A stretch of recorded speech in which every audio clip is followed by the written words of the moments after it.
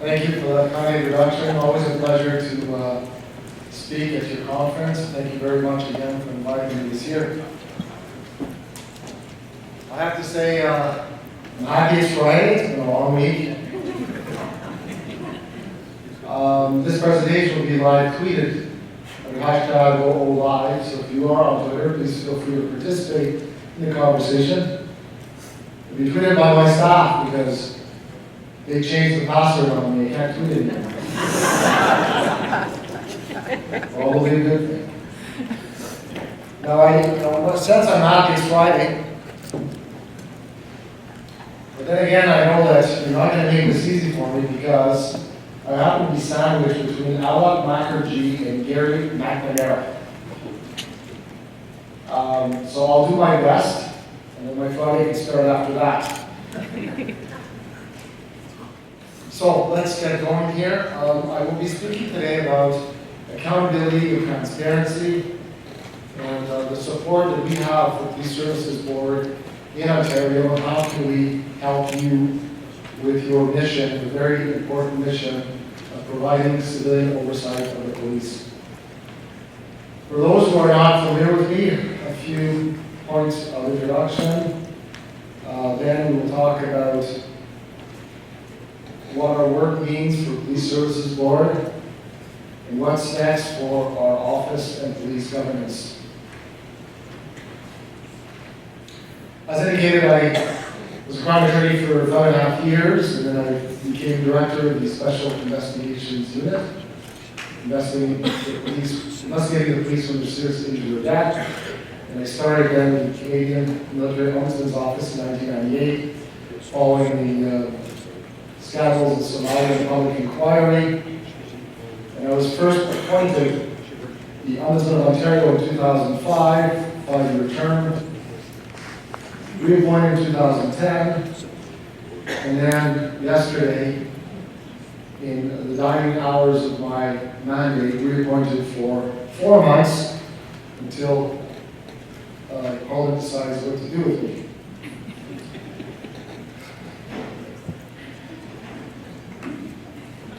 As an office, we investigate 27,000 cases a year. We oversee everything that's provincial government, which includes ministries, corporations, tribunals, agencies, boards, and commissions. Our mandate is set to double when the lake kicks in the next few months. And so we are getting ready to oversee all the municipalities, with some tweaks in the City of Toronto, but otherwise all the municipalities on virtually every municipal matter. So that is a pretty big mandate. There's 444 municipalities in Ontario. We will be taking over the oversight of universities. There are 22 universities in Ontario. Most of them have ombudsmen. So we'll be relying on the frontline ombudsmen to do their work, and then we will be there to oversee the entire process. And finally, school boards. There are 82 school boards in Ontario, tons of schools, tons of students. And so we will be basically absorbing more than another 500 different bodies, brand new bodies, brand new jurisdiction. So it will be very challenging. That said, with all of that, all the improvements in our mandate, we will be catching up with what most provinces have been doing for a long time.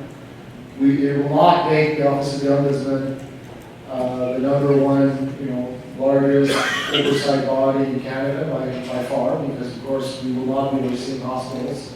But it is an update of our mandate, and one that our first ombudsman back in 1975, when Maloney said we should have from day one. So we're very happy to see that finally the government has moved on it. What we don't do is investigations of judges and courts, cabinet matters, private businesses, and federal government. But as I mentioned, we do the must, municipalities, universities, and school boards. We don't do hospitals, long-term care, children's aid societies, and the police, with the exception, of course, of overseeing the Special Investigations Unit and a portion of the OPP. Bill 8 was passed in December. As I said, after a 40-year struggle to raise awareness and advocate in favor of updating our mandate, because we were the ombudsman with the least amount of oversight of provincial matters, and now we're about at the middle of the pack. We advocated and asked the government to provide us a staggered implementation date so that we don't have municipalities, universities, and school boards all in one shot. So January 1st, it will be municipalities and universities, and then September 1st, school boards. Hospitals and long-term care will be investigated internally by an internal corporate ombudsman located at the Ministry of Health Long-Term Care. The children's aid societies will be overseen by the patient advocate, by the children and youth advocate. And SIU will continue to be overseen by us, and we will not be overseeing the ORFRD, the Services Board, and we will continue to oversee the ministry. So that's the new reality of oversight kicking in the coming months. In terms of police-related investigations, I'd like to bring you up to speed with some of the work that we've done in the past and some of the work that's ongoing that may be of interest to you. First, there was the 2 SIU investigations that we completed, and then into the effectiveness of the SIU. And then there was Cognac, an investigation to the special powers given to the police during the G20 summit in June of 2010. And ongoing is our investigation on police de-escalation, which is almost completed and will be released shortly. So we very much continue to be involved in police-related matters. All of the cases that we've investigated make the point that there is a need to bolster independent oversight of the police. SIU, number 1, 2008, we concluded that the SIU was not using the tools at its disposal to maximize its effectiveness.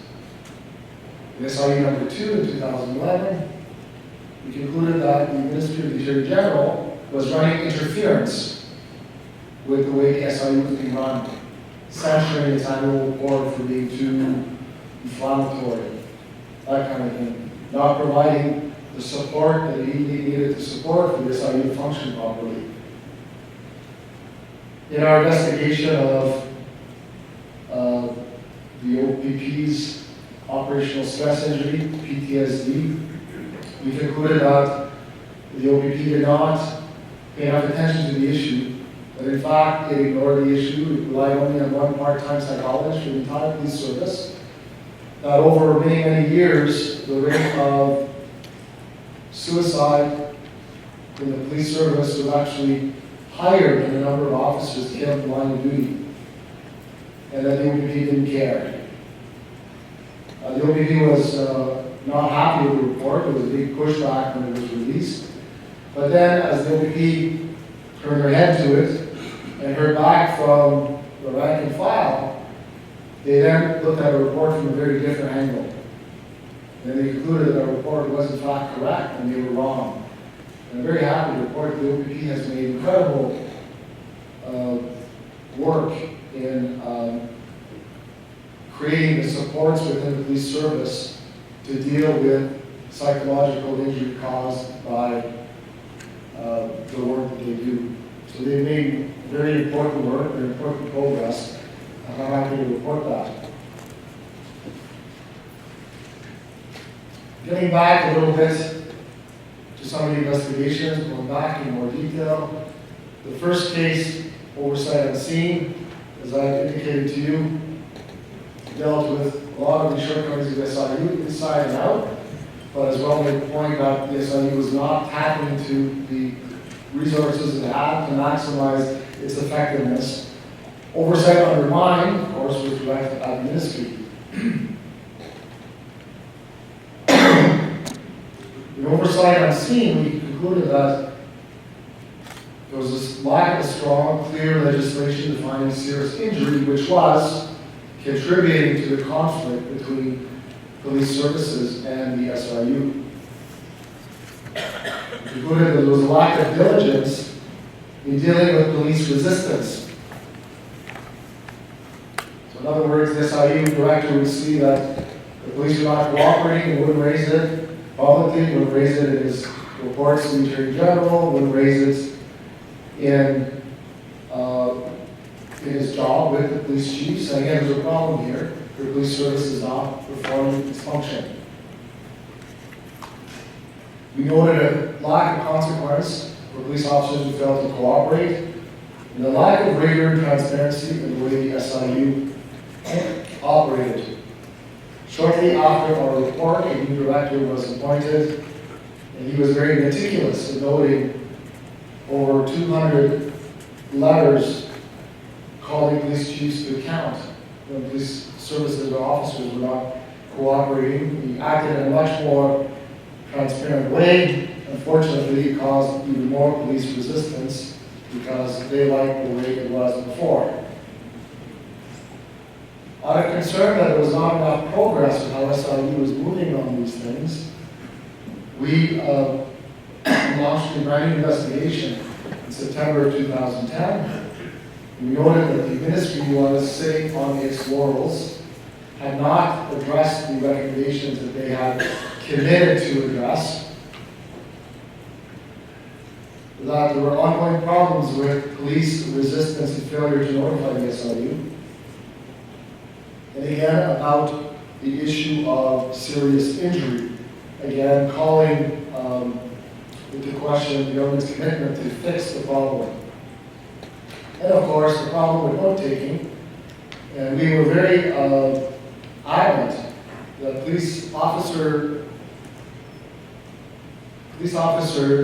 union lawyers should not be counseling witness officers on how to prepare their notes, vetting their notes, for the simple reason that they weren't there when the shooting happened. When the shooting happens, police union lawyer shows up, let me help with your notes. And the police would actually say, oh, we're there to help improve the notes. Well, you can't improve the notes without tampering with them. You want the independent recollection of that witness. You're not improving them at all. You're in fact infecting them with your own spin. So that would come on really, really seriously. To me, it was an absolute no-brainer. And what happened after that is the Ministry of the Attorney General looked at our recommendations and said, oh well, we can't act on this because it may upset some police officers. So they sent it to the Law Society. The Law Society of Upper Canada issued a notice to the profession reminding defense lawyers working for police unions on not interfering with the preparation of police notes and other things, that they required independent counsel. They couldn't share one lawyer, of course. Well, of course, those police union lawyers went bonkers and went screaming at the Law Society. And I told the Law Society, you guys did the right thing. Don't change your mind on it. Well, guess what happened? They changed their mind on it. So, families of injured citizens, called the families of Minty and Schaefer. These were two cases where the victim had been shot multiple times, two different instances. There were multiple shots, multiple witness officers, and of course they did everything wrong, where the police association lawyer would show up, coach the witness officers. So there were two really great cases from the point of view of facts. And the Minty family went to court to have the courts declare that it is not proper practice, and in fact contrary to law, to allow this practice to continue. They initially lost the Superior Court, so they weren't suing for money. They just wanted courts to say, stop doing this. just like the law society said, stop doing this, but involved, and the Ministry Attorney General always refused to get involved with the issue. Superior Court says, okay, no, we lose. Went to the Court of Appeal, Lindsay and Schaefer both won, about 90% of the case. 90% of the case. To my surprise, the police associations representing the OPP appealed the Court of Appeal. And I was saying to myself, oh no, that's not a good idea, because sometimes it's better, better bird in the hand than bird in the bush, right? But they went to the Supreme Court of Canada wanting the whole Grand Slam. And the Supreme Court of Canada said, Court of Appeal erred. It should be 100% in favor of the Nathan Schaefer families. So the Supreme Court of Canada, despite some might opine is an activist court, certainly in this case did what everybody else is too free to do.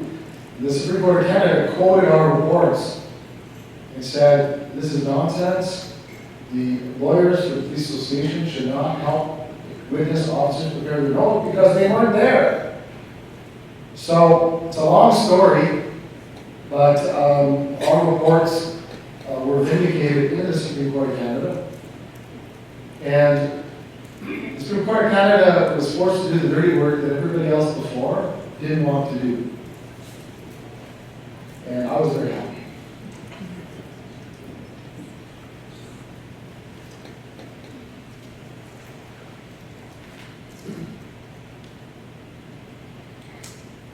So let me just back up here. There's no movement afoot to change the legislation. The Supreme Court of Canada decision, of course, is the law of the land. It's judicial law from the highest court. So police officers, unions cannot help witness officers write the notes, which any first-year law student in the first semester would understand.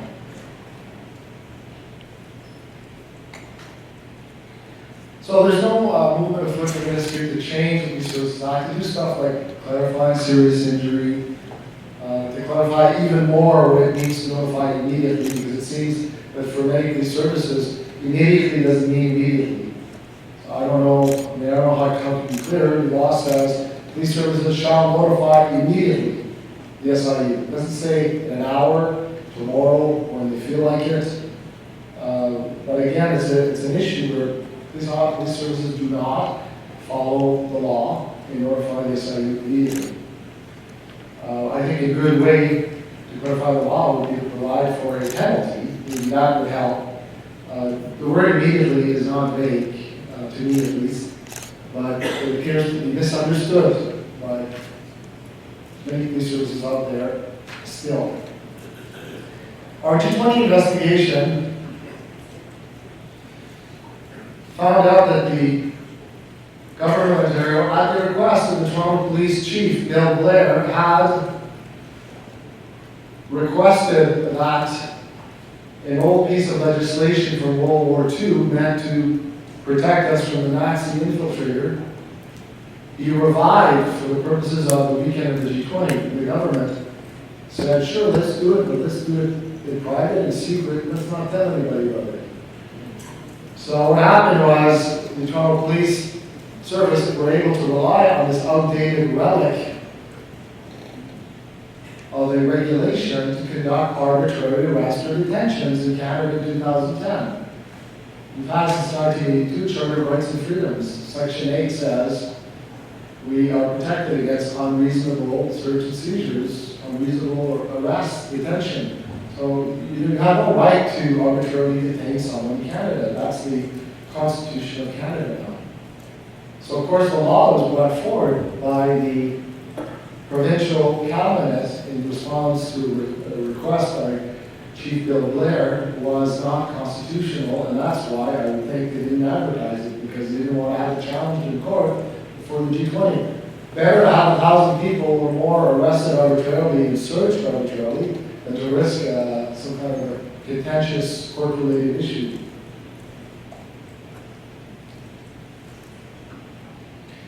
And that's what happened. Massive violations of civil rights. Protesters were being marshaled by civil libertarian lawyers. Okay, about how they can protest, what their rights are, there's a charter of rights, you cannot be searched, indiscriminate or whatever, I can't talk to you, without reason. You can't be arbitrarily detained. So someone stop, what is your name? Oh, I don't want rights, I don't have to give you my name. Oh, you don't give your name, you're going to be arrested. Oh, you can't do that. I've been given my rights by a lawyer, a human rights lawyer. I know that I have no obligation to identify myself. Police officer, no, under the Public Works Protection Act, you must. What is that? Well, it's the new law, you know, from 1934. So, all these people being scooped up into paddy wagons and brought into a temporarily created cell block that many refer to as a Toronto. Everything gets ugly. You talk about these things, and every time I present on them, I have to pause and say, yeah, that really happened. You didn't make it up. Now, when I released my report on the G20, I said the law was illegal, unconstitutional, that kind of thing. The government, as governments often do, they go to a retired judge and they say, is this guy up to lunch, or does he know what he's talking about? And they went to a retired Chief Justice, Lloyd McMurtry, half the buildings in this town are named after him. And he said, no, he was right. The ombudsman was right. And so the government ended up repealing, after a lot of hitting behind, repealing the Public Works Protection Act.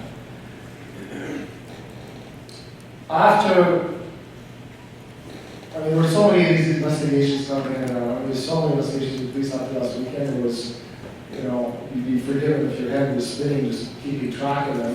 Ours was the first one in, first one out. The Toronto Police Service Board also commissioned a review of what happened around the board's involvement. Justice Morgan reported. I understand that according to the schedule, Locke McEntee presented on this. So you know what he said. He said the board's approach in this regard has been wrong. One of the problems I see with the Services Board is that you are outnumbered, outmaneuvered because of the very nature of the relationship to the police. You're outmaneuvered and outgunned, if you will, by the police. And this is what happens in Toronto. I can only imagine if this happens in Toronto, how it happens in other jurisdictions. One of the things Morton said is that the board's getting its legal advice from the same lawyer that's giving legal advice to the police.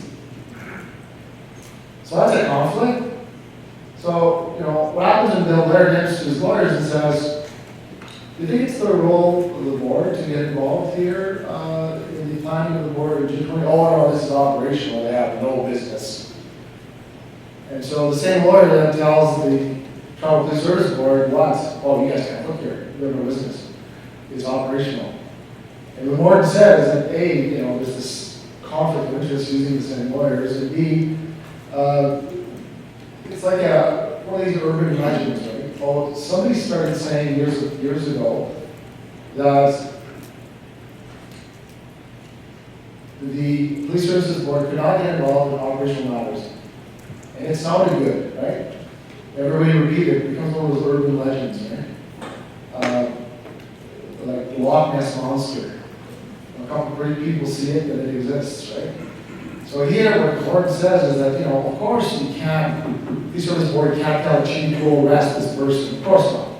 There's no tool in the Police Services Act to do that. But of course the board can and should question the police about what do you have planned for this weekend, boys and girls. And challenge the police if you're not satisfied with the plans for the weekend. There's nothing that prohibits the board from doing that. In fact, the board that doesn't ask those questions is not doing its job.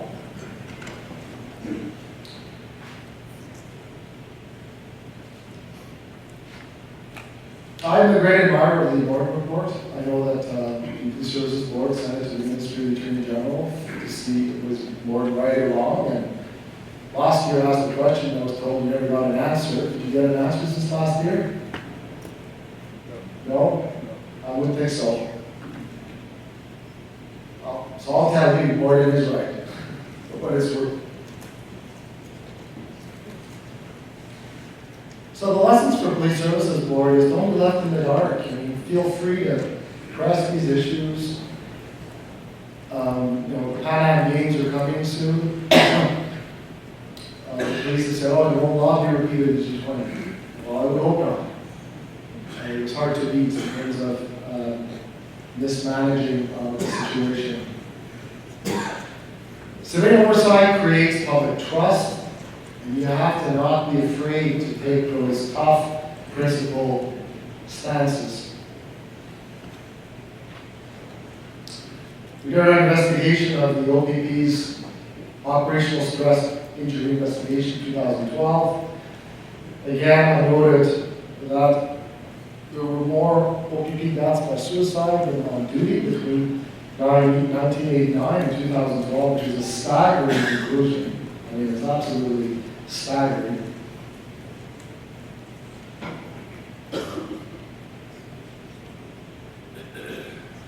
And it allows you to ask yourself the question as overseers, and our report's available online, if you're interested in reading it. But as overseers, you can ask yourselves, is your service doing enough to address operational stress, PTSD, and suicide? Do they even track suicides? The OPP didn't really track them. There was a part of psychologist that helped us, he was keeping numbers. But there was no formal way to track the rate of suicide in police services. Does your police service track suicides? How does it deal with it? Do they have preventative, remedial measures in place? And again, I think the OPP has done a lot of progress in this area. Is anyone from the OPP here? I've been praising them since the beginning of the presentation. No? I'm afraid to say.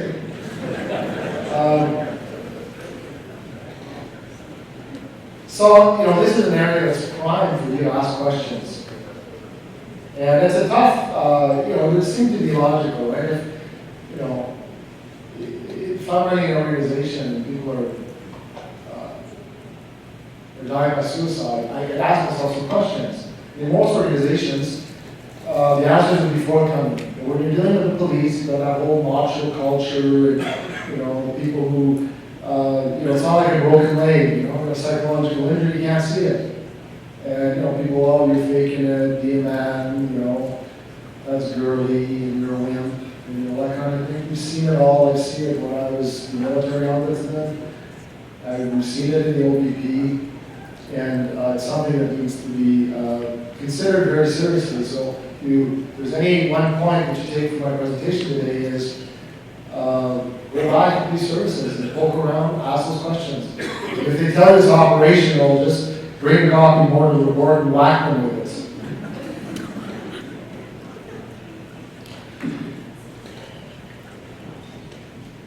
We started investigating circumstances surrounding police de-escalation shortly after the Yatine shooting in August 2013. That resulted in a police officer from Toronto being charged with second-degree murder. We are not investigating, of course, the Yatine instance, but it's really drew our attention to the need of asking ourselves, do we need to have some kind of de-escalation policy that's uniform among police services in Ontario? In Ontario, for example, if you have a high-speed police pursuit, before the police officer engages into the pursuit, as you know, the police officer has to call back to the sergeant at the station and say, okay, I've got a kid here, he looks like he might be 18 years old, he just went through a stop sign, I really want to get him, it's rush hour in downtown Toronto, can I proceed with the high-speed pursuit? And the sergeant would likely say in the situation, well, if that's the worst he did, let him go and get him next time, right?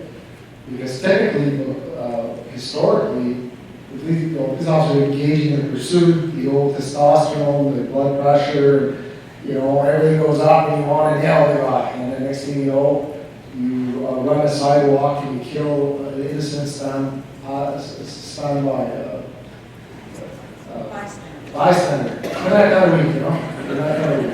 Innocent bystander, not standard by. Maybe I should do this speech in French, it'll be better.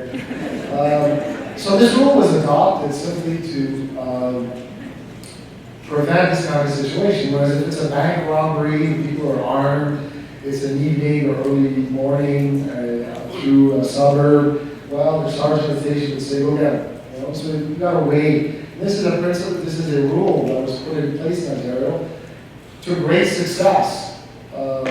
Fatalities arising from police pursuits dropped radically after that policy was put in place. And should we have a policy for de-escalation that applies to all police services, you know, in terms of how much training they get, service standards that they ought to have in place in every police service.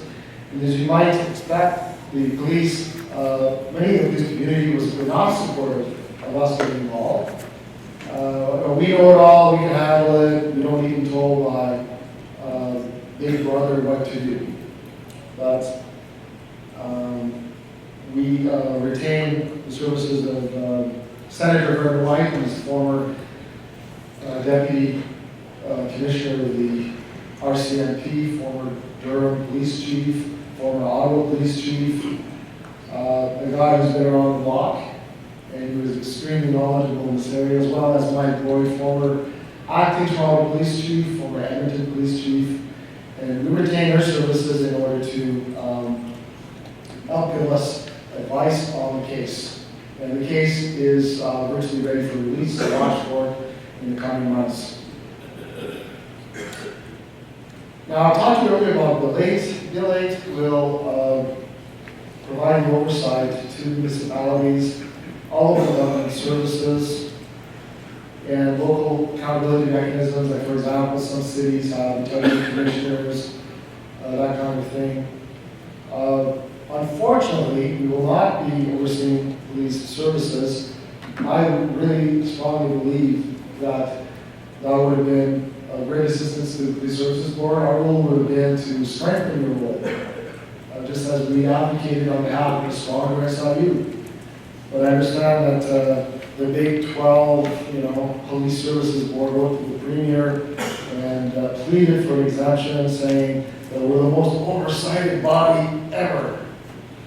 The police being that. But I think it's unfortunate, and there's no more I can do about it because it's been passed. I think it's unfortunate because it's not like the government's supporting you. You're still waiting 3 years later for an answer on the Morgan report. And I think that issues such as dealing with police services who are recalcitrant and just tell you, buzz off, let us do our work, this is operational, you would need allies to deal with that. And that's how I was seeing our future role. But if that's not going to happen, that doesn't mean we can't, help you out in any event, even though we don't have the formal ability to do so. So if you do want to run things by us, we're quite happy to help you out. It's a tough business you have out there. And I was positioning myself to be one of your allies. And even though the law doesn't formally allow me, I've been known to do things I'm not allowed to do, so I'll be happy to help you. Accountability. The accountability at the municipal level, there's been so many things said. I mean, if you go back, if you remember the computer leasing scandal here in Toronto, went to public inquiry by Justice Dennis Delaney, and this was followed by another public inquiry by Justice Cunningham, where he found that ethical matters in Mississauga were lacking. Same thing in Toronto, the earlier report. There are problems in municipalities. I mean, you forget about Rob Ford, for example. There are problems with accountability in municipalities. They spend $3.5 billion in provincial funding from the Treasury, plus all the other monies that they recoup from the ratepayers. If you look at the level of accountability, municipal government will always be the first to say, we're the most accountable level of government. We're so accountable, it's not even funny. We meet publicly, I got Joe Schmo complaining about garbage pickup and raccoons in the garbage. Oh my God, it's accountability. Plus, I'm accountable every 4 years. We're the most accountable level of government. More than police. you know? And when you look at the reality, though, it's not the case. I mean, we have federally and provincially 7 or 8 officers of Parliament conduct investigations, whether it's provision of French language services in Ontario, to the Ombudsman, Auditor General. Well, all these municipalities have no Auditor General. They have the power to have them, but they've had the power since 2008. What happened in 2008? Sudbury created one, Oshawa created one, I think Brampton created one. This was the flavor of the month. And as soon as they produced a negative report, the officers were closed down, they were fired and gone. The only Auditor General remains in Ontario is in Ottawa, and one in Toronto, which is mandated by law. So take Toronto out of the picture, there's only one voluntary Auditor General there. One. Ontario Commissioners, again, it's the same kind of thing. They go in ebbs and flows. The officers get up, they get down. And, we always read in municipal council say, oh, integrity is so close to my heart, my handshake is worth my word, and I'm raised from a family where your word is gold. That's not what we're talking about here. We're talking about having an oversight body, independent and impartial, to investigate complaints of, for example, conflicts of interest by a councillor, and that doesn't exist. It exists federally, it exists provincially, it does not exist municipally, except now, through the lake, we will have authority over municipal government, over almost everything that's run locally, and that's a good thing. That said, we are recommending municipal government to not fire their integrity officers if they have one, hire an Auditor General if they don't have one. The office of the Ombudsman will continue to be last resort. Sometimes I read the clippings and, oh, the Ombudsman can overturn our bylaws, he can do this, he can do that. No. An Ombudsman is an Ombudsman. We make recommendations, we've been doing it in Ontario for 40 years. There's nothing more than we're bringing to municipalities that the Ontario government hasn't been suffering through for 40 years. Let's put it that way.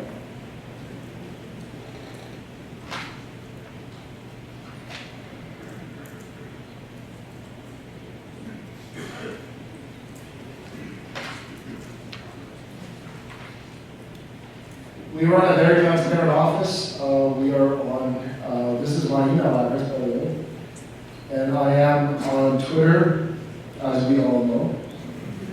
We don't have a Twitter account in French as well, so we do en français. And presentations such as these are recorded and uploaded on YouTube, so you're able to watch them in case you really want to watch me again. And we have a newsletter called The Watchdog, and we issue it monthly. It just issued yesterday, I believe, or today. Yeah, today, this morning it issued. And we update all the last developments over the last month, and we're pretty good at always coming in on time. So feel free to follow us and to watch what we're doing, and I thank you for your attention.